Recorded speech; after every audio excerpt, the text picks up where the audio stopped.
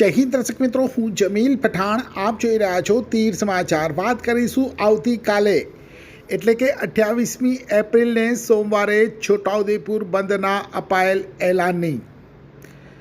જી હા, આવતીકાલે છોટાઉદેપુર નગર સજ્જડ બંધ રાખવા અપીલ કરવામાં આવી છે. છોટાઉદેપુર વેપારી મહામંડળ, Chhota Udepur mines association, Chhota Udepur mineral merchant association, Chhota Udepur transport association અને છોટાઉદેપુર લઘુ ઉદ્યોગ વેપારી મંડળ તરફથી સંયુક્ત રીતે નગરના તમામ નાના મોટા સૌ વેપારીઓને, ઉદ્યોગપતિઓને, નગરજનોને અપીલ કરવામાં આવી છે.